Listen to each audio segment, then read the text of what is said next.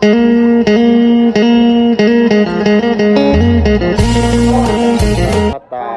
หันเดียวทำพ่อแม่ครูบาอาจารย์เนาะหรือว่าออกต้นญาติโยมชาวบ้านเมืองป่าพี่น้องบ้านเมืองป่าเนาะก็จะได้มีบุญหนึ่งก็คือยกยอดช่อผ้าขึ้นสู่สดาหงธรรมเป็นจำนวนทั้งหมดนี่7ยอดเนาะนี่ก็ใกล้เข้าสู่เวลาอาจารย์โยมติดตามนะครับส้มเนาะเป็นกำลังใจสาธุนโมทนาน้ำกันเด้อสาธุ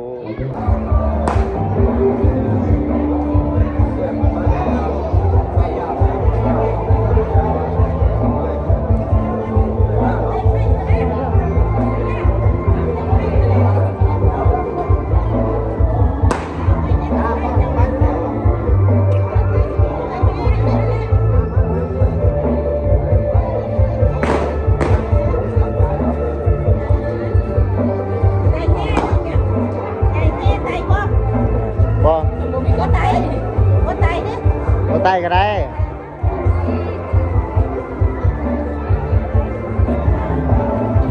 นี่ก็แม่นขบวนแห่ยอดช่อผ้าเวลา9 โมงกว่า9 โมงกว่าเข้าสู่พิธีแห่ยอดช่อผ้าของพี่น้อง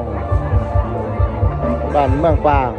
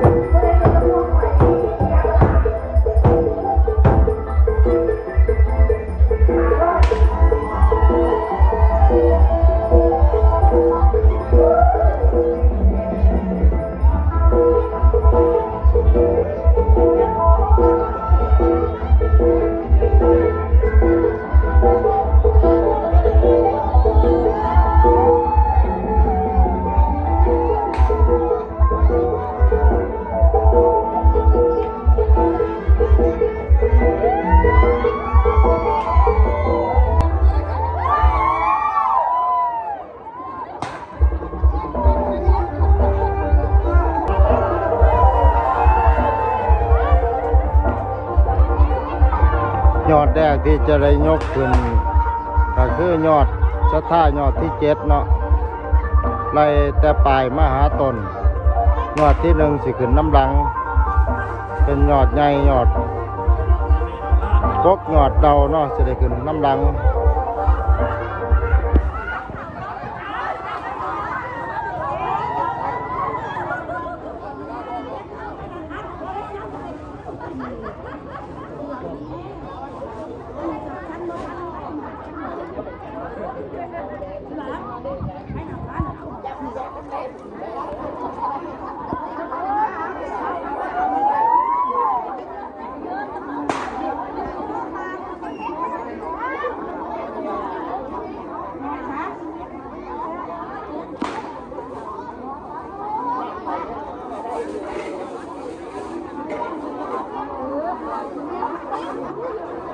ศรัทธาญาติโยมกำลังหนาได้ตาได้มาร่วมในงานยกยอดซอผ้าอยู่ที่วัดบ้านเมืองป่าเมืองปากได้แข็งสยามบุรี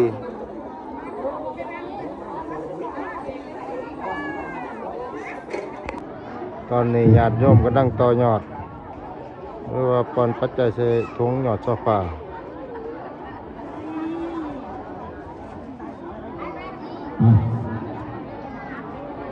อีโน่มาดึงเนาะกำลังปาเกี่ยมทางนี้ที่การจัดกินเตาบริกินบริยืนนั่นไปยืนลงนี่เลยนะอันนี้มันได้จะเด้อ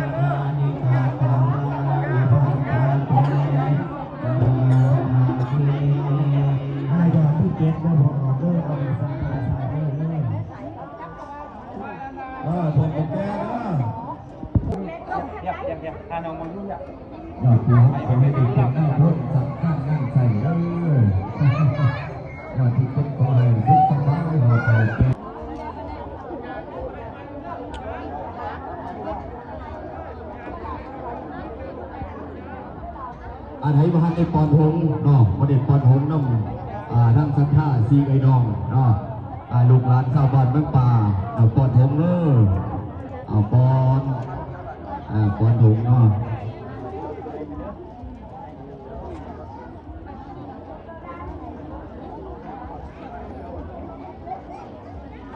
บ่ได้ห่วงเงินไว้วิหาหงให้เจ้าก่อน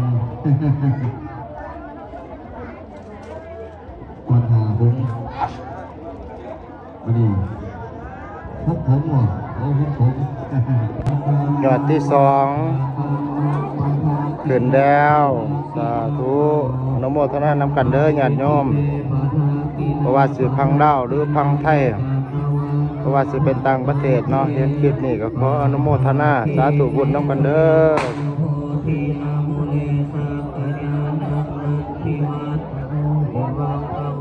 ยอดที่สองพิธีการยกยอดช่อผ้า